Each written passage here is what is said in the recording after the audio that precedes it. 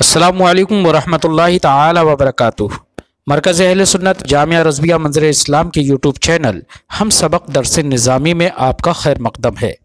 جنہوں نے اب تک ہمارے چینل کو سبسکرائب نہیں کیا ہے وہ ضرور سبسکرائب کر لیں اور گھنٹی بھی دبا دیں تاکہ ہر اپلوڈ کی نوٹیفیکیشن اور اطلاع آپ تک پہنچتی رہے۔ ساتھ ہی ساتھ اپنے ساتھیوں سے بھی شیئر کریں اور بات پسند آئے تو لائک بھی کیا کریں۔ آپ کے سامنے اب حضرت مولانا مفتی محمد قمر صاحب اصول الشاشی کا درس دیں گے، آپ حضرات اس کو بغور سماعت فرمائیں۔ السلام علیکم ورحمۃ اللہ وبرکاتہ۔ بسم اللہ الرحمن الرحیم۔ آج سے آپ اصول الشاشی کے صفحہ نمبر 67 سے سبق کو ملاحظہ کریں گے۔ فصل فی وجوہ البیان سے۔ بسم اللہ الرحمن الرحیم۔ فصل فی وجوہ البیان، یہ فصل بیان کے طریقوں کے بیان میں ہے، بیان کے طریقوں کے بیان میں ہے۔ سب سے پہلے ہم بیان کا معنی لغوی اور معنی اصطلاحی جانتے ہیں۔ بیان کا معنی لغوی آتا ہے اظہار، ظاہر کرنا، اور کبھی کبھی یہ ظہور کے معنی میں بھی استعمال ہوتا ہے۔ کبھی کبھی بیان ظہور کے معنی میں بھی استعمال ہوتا ہے، لیکن یہاں پر ظہور کا معنی نہیں بلکہ اظہار کا معنی مراد ہے، اور مطلب یہ ہے کہ متکلم مخاطب کے لیے اپنے معنی کو ظاہر کر دے، متکلم مخاطب کے لیے اپنے کلام کی وضاحت کر دے۔ اور اصطلاحی شرح میں بیان کہتے ہیں کہ وہ نام ہے ما فی الضمیر کو ادا کرنے کا اور غیر کو اپنا کلام سمجھانے کا، ما فی الضمیر کو ادا کرنے کا اور غیر کو اپنا کلام سمجھانے کا، یہ بیان کا معنی اصطلاحی ہے۔ لہذا بیان 7 قسموں پر ہے۔ پہلی قسم کا نام ہے بیان تقریر، اور دوسری قسم کا نام ہے بیان تفسیر، تیسری قسم کا نام ہے بیان تغییر، چوتھی قسم کا نام ہے بیان ضرورت، پانچویں قسم کا نام ہے بیان حال، چھٹی قسم کا نام ہے بیان عطف، اور ساتویں قسم کا نام ہے بیان تبدیل۔ فصل فی وجوہ البیان، یہ فصل بیان کے طریقوں کے بیان میں ہے۔ البیان علی 7 انواع، بیان 7 قسموں پر ہے۔ بیان تقریر و بیان تفسیر و بیان تغییر و بیان ضرورت و بیان حال و بیان عطف و بیان تبدیل۔ اما الاول فهو ان يكون معنى اللفظ ظاهرا لكنه يحتمل غيره، فبين المراد بما هو الظاهر فيتقرر حكم الظاهر ببيانه۔ یہاں سے مصنف علیہ الرحمہ بیان کی 7 قسموں میں سے سب سے پہلی قسم کا بیان شروع فرماتے ہیں کہ بیان تقریر کس کو کہا جاتا ہے۔ تو بیان تقریر کی وضاحت کرتے ہوئے مصنف علیہ الرحمہ ارشاد فرماتے ہیں کہ لفظ کا معنی تو ظاہر ہو، لیکن وہ اس معنی ظاہر کے علاوہ دوسرے معنی کا بھی احتمال رکھتا ہو۔ مثلا کلام کا معنی تو ظاہر و باہر ہے، لیکن اس کے علاوہ کو بھی مراد لینے کا وہاں پر احتمال ہے۔ یا یوں کہہ لیجئے کہ لفظ کا معنی حقیقی ہے، جس میں وہ لفظ کیا ہے، ظاہر و باہر ہے، لیکن اس لفظ کا معنی مجازی بھی ہے۔ تب ایسی صورت میں لفظ سے ہم اس کا معنی حقیقی تو مراد لے سکتے ہیں، لیکن معنی مجازی کا بھی احتمال باقی رہے گا۔ ایسے ہی لفظ کیا ہے، مثلا عام ہے، لیکن اس کے علاوہ وہ خاص کا بھی احتمال رکھتا ہے۔ تب ایسی صورت میں ہم لفظ سے ہم نے اس کا معنی عام تو مراد لے لیا، لیکن معنی خاص کا بھی وہاں احتمال باقی ہے، تو ہو سکتا ہے معنی خاص بھی مراد لیا گیا ہو۔ تو جب کلام کی ایسی کنڈیشن ہو کہ کلام کا معنی تو ظاہر ہو، لیکن اس معنی کے علاوہ کلام دوسرے معنی کا بھی احتمال رکھتا ہو، تب ایسی صورت میں متکلم اپنے بیان کے ذریعے اس معنی ظاہر کی وضاحت کر دے، اس معنی ظاہر کو بتا دے کہ میری جو مراد ہے اپنے کلام سے وہ ظاہر معنی ہی ہے، ظاہر معنی کے علاوہ نہیں ہے۔ تو جس بیان کے ذریعے متکلم اس بات کو واضح کرے گا، اس بات کو اجاگر کرے گا کہ کلام سے جو معنی ظاہر ہو رہا ہے وہی میری مراد ہے، تو وہ بیان تقریر کہلائے گا۔ کیوں؟ اس لیے کہ اس بیان نے اس معنی ظاہر کو کیا کر دیا، اس حکم ظاہر کو پختہ و ثابت کر دیا۔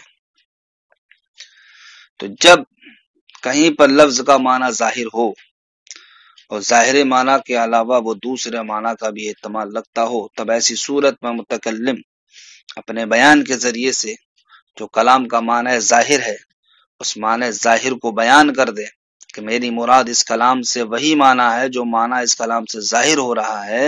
تو جس بیان کے ذریعے سے وہ اس بات کو واضح کرے گا تو وہ بیان تقریر کہلائے گا۔ کیوں؟ اس لیے کہ اس بیان نے اس کلام کے حکم کو کیا کر دیا، پختہ کر دیا، یعنی ظاہر حکم کو مضبوط کر دیا، لہذا وہ بیان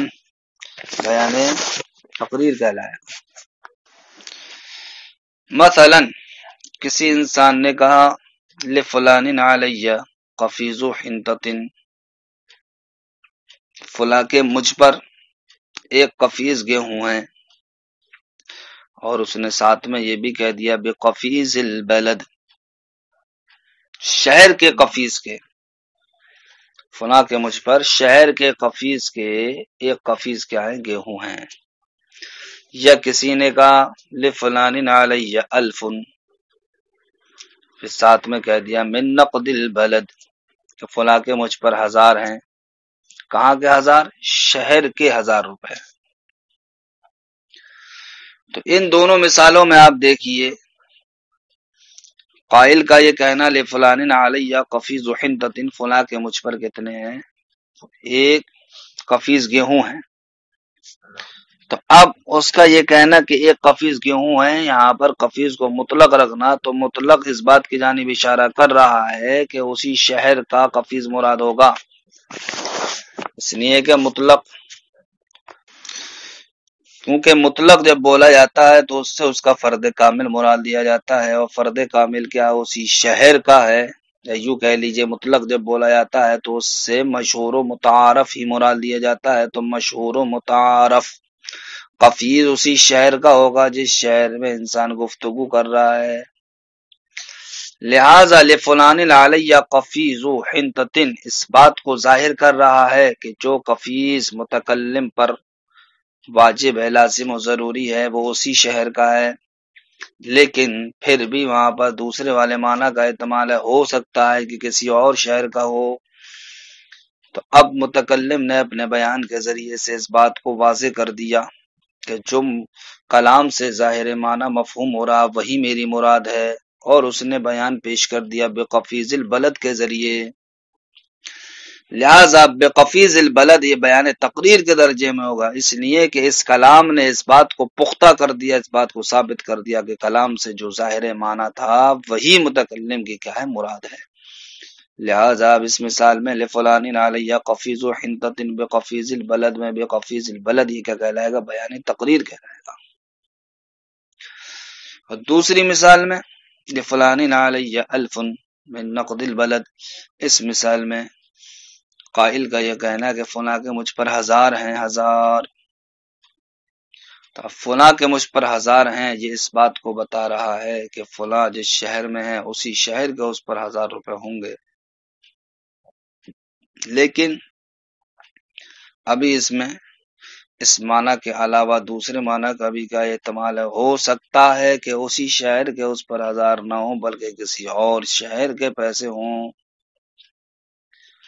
تب اس کلام سے ظاہراً تو مفہوم یہی ہو رہا ہے کہ جس شہر میں ہے وہ اسی شہر کے 1000 روپے اس پر لازم ہوں، لیکن وہیں دوسرے والے معنی کا بھی احتمال ہے کہ اس شہر کے نہ ہو کر کے بلکہ کسی دوسرے شہر کے ہوں، لہٰذا اب ایسی صورت میں متکلم نے جو لفظ کے ظاہر معنی تھے، ظاہر معنی کہتے ہیں کہ اسی شہر کے 1000 روپے ہوں، اس ظاہر معنی پر بیان کو اپنے پیش کر دیا، کائے سے من نقد البلد سے، من نقد البلد کے ذریعے یہ بات مضبوط اور پختہ ہو گئی کہ ہاں اسی شہر کے اس پر 1000 روپے ہیں جس شہر میں وہ رہ رہا ہے، لہٰذا ایسی صورت میں من نقد البلد یہ کیا کہلائے گا؟ بیان تقریر کہلائے گا، اس لیے کہ متکلم کے اس بیان نے اس معنی کو واضح اور ثابت کر دیا، پختہ کر دیا کہ جو معنی کلام سے ظاہراً مفہوم ہو رہا تھا، اور وہ بیان جو ظاہر معنی کو مضبوط اور پختہ کر دے وہ بیان ہے تقریر کہلاتا ہے۔ اس لیے لفلان علی الف من نقد البلد میں من نقد البلد ہی کا کہلائے گا، بیان تقریر کہلائے گا۔ دیکھیے اما الاول فهو ان يكون معنى اللفظ ظاہرا، رہا پہلا والا بیان یعنی کہ بیان تقریر، تو وہ لفظ کا وہ یہ ہے کہ لفظ کا معنی ظاہر ہو لیکنہ یحتمل غیرہ، لیکن وہ اپنے علاوہ کا احتمال رکھتا ہو، فبین المراد بما هو الظاہر، تو متکلم نے اس مراد کو پختہ کر دیا ہو جو مراد کلام سے کیا ظاہر ہے، فَيَتَقَرَّرَ حکم الظاہر بِبَيَانِهِ، تو اس بیان کے ذریعے سے ظاہر حکم کیا ہو جائے گا؟ یہ پختہ و مضبوط ہو جائے گا۔ تو متکلم کے جس بیان کے ذریعے سے بھی کلام کا ظاہر معنی، کلام کی ظاہر مراد مضبوط ہو، پختہ ہو جائے، اس بیان کو کیا کہیں گے؟ بیان تقریر۔ اس کی مثال اذا قال لفلان علی قفیز حنطۃ بقفیز البلد، جب کسی انسان نے کہا کہ فلاں کے مجھ پر شہر کے قفیز کے ایک قفیز گیہوں ہیں، یا کہا لفلان علی الف من نقد البلد، فلاں کے مجھ پر شہر کے پیسوں میں سے 1000 پیسے ہیں، فإنه يكون بیان تقدیر، تو اب ان دونوں مثالوں میں بقفیز البلد اور من نقد البلد یہ بیان تقدیر ہوگا۔ کیوں؟ لأن المطلق کان محمولا علی قفیز البلد، اس لیے کہ مطلق جب قفیز بولا جاتا ہے تو وہ قفیز بلد پر ہی معمول ہوتا ہے، لہذا پہلی والی مثال میں اگرچہ ظاہر معنی یہی ہے کہ شہر کا قفیز مراد ہوگا، لیکن وہاں پر غیر کا بھی کیا احتمال ہے۔ اسی طریقے سے وَنَقْدِهِ، دوسری والی مثال میں یہ کہنا کہ فلاں کے مجھ پر 1000 ہیں، فلاں کے مجھ پر 1000 ہیں، تو یہ بھی اسی شہر کے پیسوں پر محمول ہوگا، لیکن مع احتمال ارادت الغیر، دوسرے والے معنی کا بھی احتمال یہاں پر ہو سکتا ہے کہ یہ جو ظاہر معنی ہے وہ مراد نہ لیا گیا ہو بلکہ اس کے علاوہ کوئی اور معنی مراد لیا گیا ہو، لہذا جب ظاہر معنی کے علاوہ کسی اور معنی کو مراد لینے کا بھی احتمال ہے، اذا بجنا، تو ایسی صورت میں متکلم نے ذالک، اس بات کو واضح کر دیا، کس بات کو؟ اس بات کو واضح کر دیا جو کلام کا ظاہر معنی ہے وہی میری مراد ہے، لہذا وہ متکلم کا بیان بیان تقریر کہلائے گا۔ کیوں؟ فقد قررہ ببیانہ، اس لیے کہ اس نے ظاہر معنی کو اپنے بیان کے ذریعے سے ثابت و پختہ کر دیا ہے۔ وَكَذَلِكَ لَوْ قَالَ لِفُلَانٍ عِنْدِي أَلْفٌ وَدِيعَةً، اسی طریقے سے کسی انسان نے یہ کہا کہ فلاں کے میرے پاس 1000 ہیں، اور ساتھ میں کہہ دیا ودیعتاً، ودیعت کے طور پر، امانت کے طور پر، تو اس مثال میں آپ دیکھیے قائل کا کہنا لفلان عندی الف، تو اس مثال میں لفظ عندی اس بات کو بتاتا ہے کہ فلاں کے جو میرے پاس پیسے ہیں وہ میرے اوپر قرض نہیں ہیں بلکہ وہ میرے پاس بطور امانت ہیں، اس لیے کہ لفظ عندی کا تقاضا یہ ہے کہ ہاں فلاں کے پیسے میرے پاس کیا ہیں؟ حفاظت کے طور پر رکھے ہوئے ہیں، اس لیے کہ اگر بطور قرض ہوتے تو عندی نہیں بلکہ کیا کہتا وہ علیہ کہتا، تو لفظ عندی کا تقاضا یہ ہوا کہ یہ اس بات کو بتا رہا ہے کہ فلاں کے قائل کے پاس کیا ہیں؟ 1000 روپے جو ہیں وہ بطور ودیت ہیں، بطور امانت ہی ہیں۔ لیکن وہیں اس ظاہر معنی کے علاوہ دوسرے معنی کا بھی احتمال ہو سکتا ہے کہ کسی اور چیز کے پیش نظر ہوں وہ 1000 روپے بطور امانت نہ ہوں۔ ایسی صورت میں متکلم نے جب ودیعتاً کہہ دیا تو یہ متکلم کی جانب سے کیا ہو جائے گا؟ یہ بیان تقریر ہو جائے گا، اس لیے کہ لفلان عندی الفن سے جو کلام کا ظاہر معنی تھا وہی ظاہر معنی ودیت کے ذریعے سے کیا ہو گیا؟ پختہ و ثابت ہو گیا، اس لیے ودیعتاً یہ کیا کہلائے گا؟ یہ بیان تقریر کہلائے گا۔ فإن كلمة عندي كانت بإطلاقها تفيد الأمانة مع احتمال إرادة الغير، اس لیے کہ ذکر کردہ مثال میں کلمہ عندی یہ جب مطلق ہوتا ہے تفید الامانت تو یہ امانت کا فائدہ دیتا ہے، مع احتمال ارادت الغیر، لیکن جناب والا غیر کے معنی کو مراد لے یا دوسرے والے معنی کو مراد لینے کا احتمال باقی ہے۔ فَإِذَا قَالَ وَدِيَةً، تو جب متکلم نے ودیعتاً کہہ دیا، فَقَدْ قَرَّرَ حُکْمَ الظَّاہِرِ بِبَيَانِهِ، تو متکلم کے اس ودیعتاً کہنے نے ظاہری حکم کو پختہ و ثابت کر دیا، بے بیانی اپنے بیان کے ذریعے سے، لہٰذا اب ودیعت یہ کیا کہلائے گا؟ یہ بیان تقریر کہلائے گا۔ تو پتہ چلا ہمیں کہ جب کلام کا معنی کیا ہو؟ ظاہر ہو، اور اس کلام میں ظاہر معنی کے علاوہ کسی اور دوسرے والے معنی کو مراد لینے کا احتمال بھی باقی ہو، تب ایسی صورت میں متکلم اپنی جانب سے ایک بیان پیش کرے جو بیان اس کلام کے ظاہر معنی کو ہی پختہ و ثابت کر دے، تو وہ بیان تقریر کہلائے گا۔ السلام علیکم ورحمۃ اللہ۔